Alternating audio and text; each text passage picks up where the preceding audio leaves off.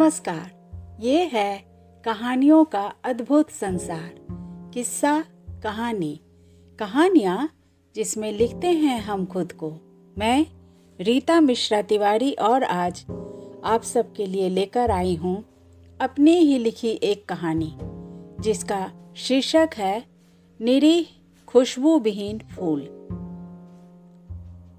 मेरी बहन हमसे 10 मिनट छोटी थी, मतलब हम जुड़वा थी। छोटी मुझसे कहीं ज़्यादा खूबसूरत थी।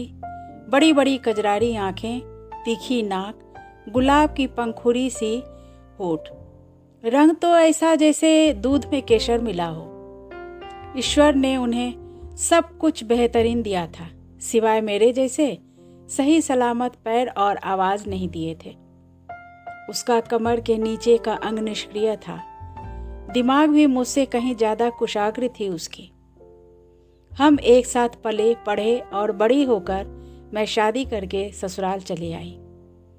मैं जब तक थी उसकी ज़रूरतें पूरी करती, उसकी हर कार्य में मैं मदद करती। मेरे वहाँ नहीं रहने से वह निरीह लाचार हो गई थी।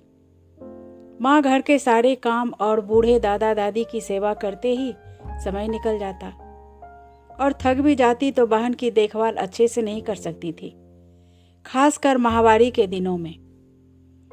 दादी छोटी को उसकी अपंगता के कारण पसंद नहीं करती थी। एक कमरे में ही पड़ी रहती थी। माँ को कभी समय मिलता तो उसकी साफ सफाई कर देती, खाना दे देती। बेचारी कमरे में बंद उस कागज के फूल जैसी हो गई थी, जिसमें न खुशबू थी न ही ताजगी। समय के थपेड़ों के साथ मलिन और रंगहीन कमजोर पीले पड़ जाते और फिर एक दिन नम होकर बिखर जाता और बाहर फेंक दिया जाता। किसी से कुछ कह भी नहीं सकती थी। आंखें बोलती थी, पर पढ़ने वाला भी तो कोई चाहिए।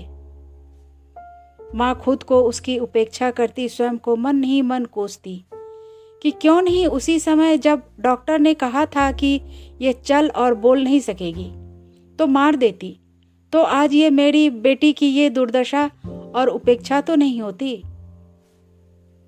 दादी के कारण माँ उसकी अवहेलना बर्दाश्त नहीं कर सकती थी और अंदर ही अंदर घुटती रहती।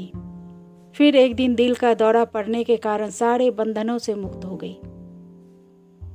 मैं ससुराल में बहन को अपने पास लाकर रखना चाहती थी, परंतु सासू माँ और पति के डांट फटकार गुस्से के कारण लाचार और मजबूर उसकी चिट्ठियों को पढ़ती, फोटो को सीने से लगाए आंसू बहाने के सिवा मैं कुछ नहीं कर सकती थी।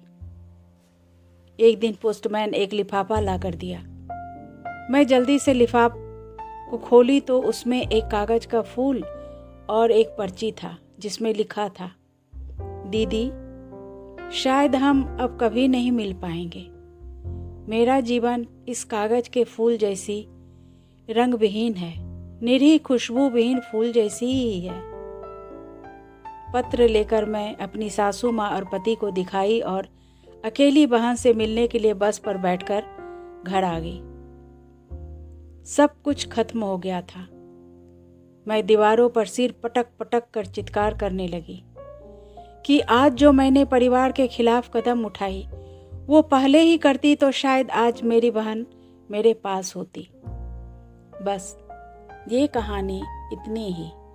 अभी आप सुन रहे थे मुझसे यानी रीता मिश्रा तिवारी जी की आवाज़ में उन्हीं की लिखी रचना जिसका शीर्षक था निरीह खुशबू विहीन फूल। ये है फलक का चैनल किस्सा कहानी। फिर मिलते हैं एक नई कहानी के साथ।